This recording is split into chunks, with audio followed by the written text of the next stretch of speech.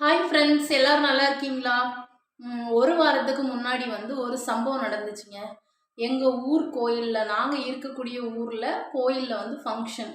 அதுக்கு என்னோட பையன் போயிருந்தான். எப்பவும் அவன் கோயிலுக்கெல்லாம் போவான். ஈவினிங் அந்த டைம்லலாம் கோயிலுக்கு போவான். இது ஐயா கோயில். அப்போ அங்க விளம்புறது அந்த மாதிரியெல்லாம் அவன் அடிக்கடி போவான். ஈவினிங் டெய்லி போகும்போது, அன்னைக்கு திருவிழா அப்படிங்கிறனால சைக்கிள் எடுத்துட்டு கோயிலுக்கு போயிருந்தான். அப்போ கோயிலுக்கு போனால ஒரு 2 பையன்மாரு. இவன் 5ஆம் கிளாஸ் படிக்கிறான் என் பையன். வழி அப்படி யார்கிட்டயுமே சண்டைக்கு போமாட்டான். மரியாதையா தான் பேசுவான். அந்த மாரி தான். ஆனா 2 பையன்மார் 8ஆம் கிளாஸ் படிக்கிறானுங்க. என் பையன் சைக்கிள்ல போனான் பார்த்துக்கோங்க. கோயில்ட்ட சைக்கிள கிட்ட விடவும், அந்த பையன்மார் சைக்கிள்ல ஏதோ லைட்டா பட்டுருச்சு போல. அதனால "அண்ணே தெரியாம பட்டுட்டனே" அப்படின்னு சொல்லியிருக்கான்.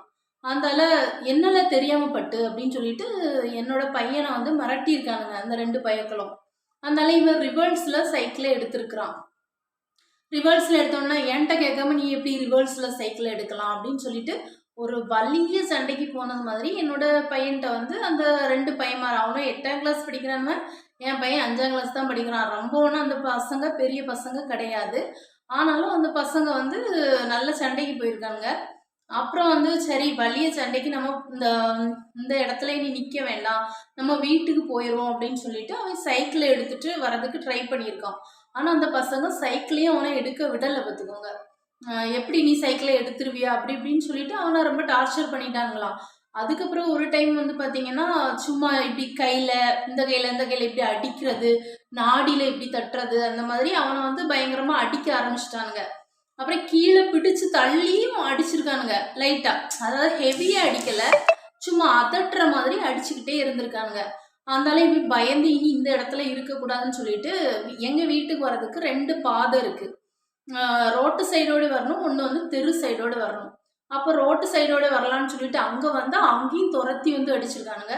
அப்புறம் தெரு சைடோடு வந்தால் இங்கே இந்த இந்த பக்கம் துரத்தி என் பையனை மிரட்டி "நீ எப்படில வீட்டுக்கு போ" அப்படின்னு சொல்லிட்டு துரத்தியிருக்காங்க அந்த 2 பையன்மாரும்.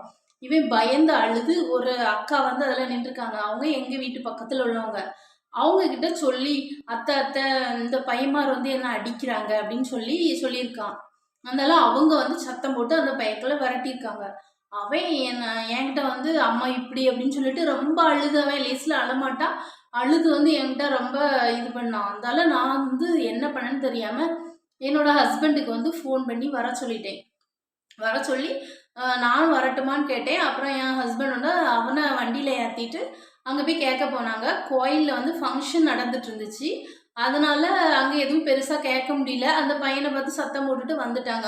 ஆனால் எனக்கு மனசு கேட்கவே இல்லை. இனி இந்த மாதிரி ஒரு சம்பவம் நடக்கக்கூடாது. அதனால அவங்க பேரண்ட்ஸை பார்த்து ஏதாவது சொல்லணும் அப்படின்னு சொல்லிட்டு நாங்கள் பழையபடியும் நீங்கள் போய் கேட்டுட்டு வாங்கன்னு சொல்லி அனுப்பி வச்சுருந்தேன். அப்புறம் பார்த்தீங்கன்னா, நாங்கள் இருக்கிறது எங்கள் ஊர் கிடையாது. எங்கள் ஊர் பக்கத்து ஊர். வரி கொடுக்கக்கூடிய ஊர். இது அடுத்த ஊர் மாதிரி நாங்கள் இருக்கிறது. ஆனால் அந்த மாதிரிலாம் யாரும் எங்ககிட்ட பழக மாட்டாங்க.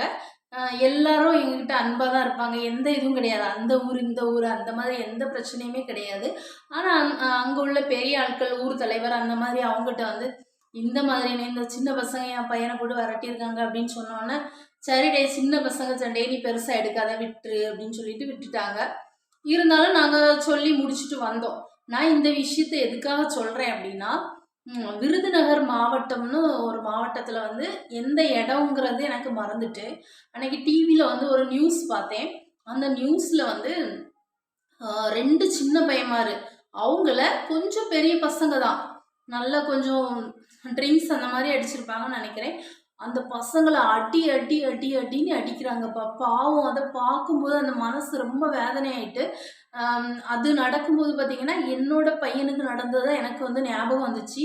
அந்த சேனலை முழுசாக பார்க்குறதுக்கு கூட மனசுக்கு ரொம்ப கஷ்டமாக இருந்து, இந்த 2 சின்ன பசங்களையும் பீடி நீ குடிக்கணும் அப்படின்னு சொல்லிட்டு அடிச்சிருக்காங்க போட்டு. அந்த பசங்க மண்டையில் அடிக்கிறான், சவுண்டுறான், என்னென்னலாமோ பண்ணுறாங்கப்பா. இதெல்லாம் உண்மையிலே பொறுத்துக்கவே முடியல. பார்க்குறதுக்கு மனசுக்கு ரொம்ப கஷ்டமாக இருக்குது.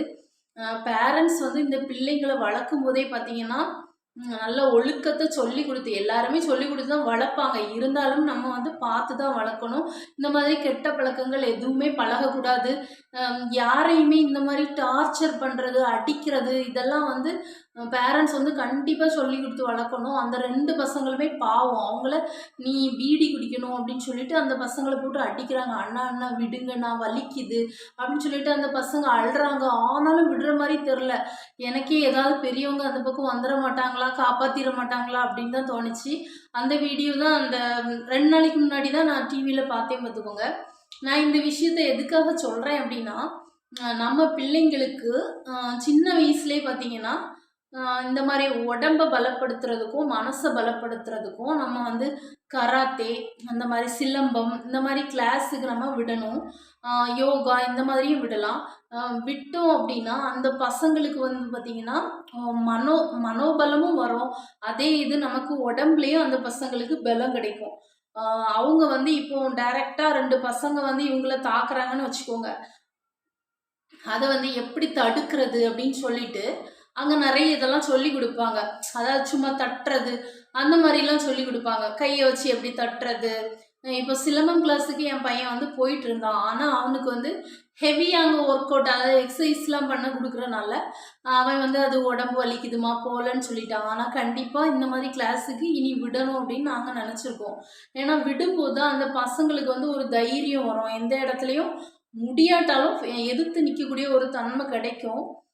என்னதான் சின்ன பசங்க தான் இருந்தாலும் பசங்களுக்கு இந்த மாதிரி கிளாஸுகள்லாம் விட்டு அந்த பசங்களுக்கு உடம்புலேயும் பலத்தை வர வச்சு மனசுலேயும் ஒரு பலத்தை வர வைக்கணும் அப்படிங்கிறது தான் இந்த வீடியோவோட நோக்கம் பார்த்துக்கோங்க. என்ன இருந்தாலும் இந்த பசங்க வந்து சின்ன வயசுலேயே இந்த மாதிரி ட்ரிங்க்ஸ் அடிக்க இந்த மாதிரிலாம் பழகிறாங்க. ஒரு 8ஆம் கிளாஸ் படிக்க பையன்மாரு அந்த அதை போய் கேட்க போயிருக்காங்க. என்னோட ஹஸ்பண்ட் வந்து நீ ஏமா இப்படி அடித்தா என் பையனை அப்படின்னு சொல்லி கேட்க போயிருக்காங்க. முகத்தை கூட பார்க்கவே இல்லை. செல் எடுத்து வச்சுட்டு இப்படி இப்படி இப்படி இப்படி இப்படி கேம் விளையாடிக்கிட்டே இருக்கானாம். நம்ம பேசுகிறதே அவன் கண்டுக்கவே இல்லை.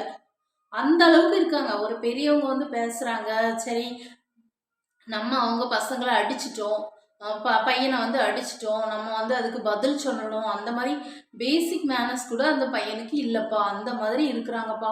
நம்ம பிள்ளைங்களை நம்ம தான் பாதுகாப்பாக பார்த்துக்கணும். இப்போ எங்கே போனாலும் இனி நாங்கள் தான் கூட கூட்டிகிட்டு போகணும். அந்த மாதிரி தான், தனியாக விடக்கூடாது. அந்த மாதிரி நமக்கு மைண்ட் செட் வந்துருச்சு. இனி வந்து முன்னாடியெல்லாம் பசங்க கூட கொஞ்சம் விளையாட போயிட்டு வரதானா கொஞ்சம் விடலாம். இனி கொஞ்சம் நைட் ஆனால் நீ போவேண்டாம் அப்படின்னு சொல்லிட்டு வீட்டில் இருத்தணும். அந்த மாதிரி தான் என்னோட எண்ணங்கள் வந்து இருக்குது. நான் இந்த வீடியோ மூலமாக என்ன சொல்ல வரேன் அப்படின்னா, நம்மளோட பிள்ளைங்களை வந்து நம்மளுக்கு அந்த மனோபலம் வர்றதுக்காக யோகா, சிலம்பம், கராத்தே இந்த மாதிரி கிளாஸுகளுக்கு விட்டு அவங்களுக்கு உடம்புல பலத்தையும் மனோபலத்தையும் நம்ம வந்து கண்டிப்பாக நம்ம குழந்தைங்களுக்கு கொண்டு வரணும். படிக்கிறது மட்டும் கிடையாது. படிக்கிறது, அவன் வந்து முன்னுக்கு வர்றது, அவனுக்கு வந்து வேலை கிடைக்கணும், அவன் வந்து அந்த மாதிரி இருக்கணும், அவன் பெரிய ஆளாக வரணும், வீடு போடணும், அந்த மாதிரி அவனோட லைஃப்பை நம்ம வந்து எண்ணுறோம். அவன் நல்லா இருக்கணும் அந்த மாதிரி நம்ம எண்ணுறோம். ஆனால் அதை விடைக்கும் இந்த மாதிரி விஷயங்கள்லையும் நம்ம வந்து முழுமையாக ஒரு இதை வந்து கொண்டு வரணும். அப்போ தான் நம்ம படிக்க வச்சதுலேயும் ஒரு பலன் இருக்கும் அப்படின்னு நான் நினைக்கிறேன் ஃப்ரெண்ட்ஸ். சரி ஃப்ரெண்ட்ஸ், இந்த வீடியோ இதுக்காக தான். இந்த வீடியோ பிடிச்சிருந்தா மறக்காமல் ஒரு லைக் பண்ணுங்கள். நம்ம சேனலை சப்ஸ்கிரைப் பண்ணுங்கள் ஃப்ரெண்ட்ஸ். டேக் கேர், பாய்.